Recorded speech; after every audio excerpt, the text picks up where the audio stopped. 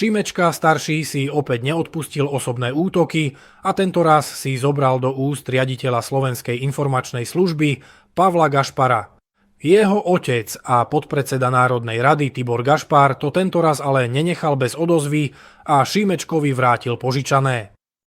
Odoberajte kanál Politika na rovinu, pretože ďalšie zaujímavé video sa pre vás už pripravuje.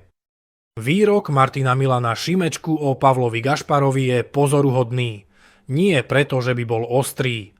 Pozoruhodný je tým, akú neuveriteľne primitívnu logiku v sebe obsahuje. Nepotrebuješ vedieť o tej Siske nič, iba sa pozrieť na Pavla Gašpara a vidíš, že to je ruský špión, povedal Šimečka. Naozaj?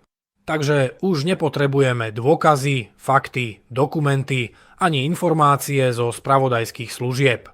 Stačí sa na človeka pozrieť a môžeme rozhodnúť, či je ruský špión.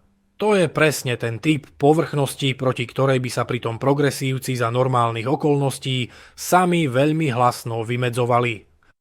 Predstavme si totiž, že by niekto rovnakým spôsobom hodnotil progresívca.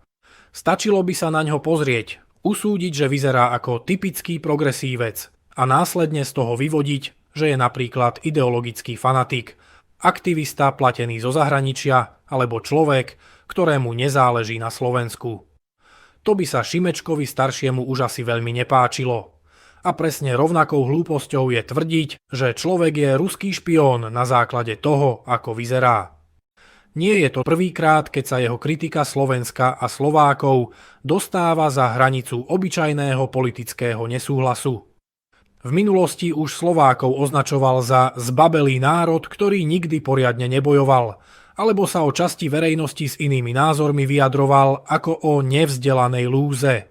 Takže v jeho prípade to zjavne nie je nejaké jednorazové zlyhanie, ale začína sa to úňho podobať na diagnózu.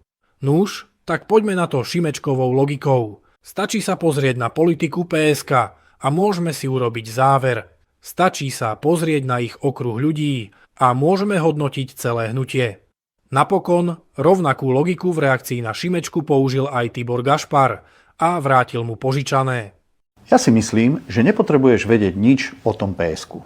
Iba sa pozrieš a vidíš. Napríklad, že ich financovala britská vláda a teda by bez zaváhania narušili našu suverenitu. Myslím si, že nepotrebuješ nič vedieť o tom, že Šimečka starší je spoluvlastník denníka N.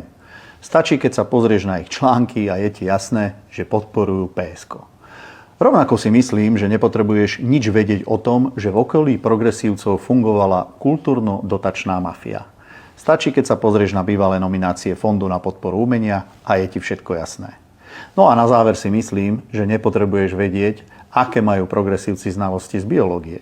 Stačí sa ich opýtať na počet pohlaví a hneď ti je jasné, že to majú v hlavách riadne pomýlené. A možno je na tom celom najvtipnejšie práve to, že presne tí istí ľudia, ktorí nás celé roky poučujú o stereotypoch a predsudkoch, zrazu sami používajú argumentáciu na úrovni pozri sa naňho a všetko ti bude jasné.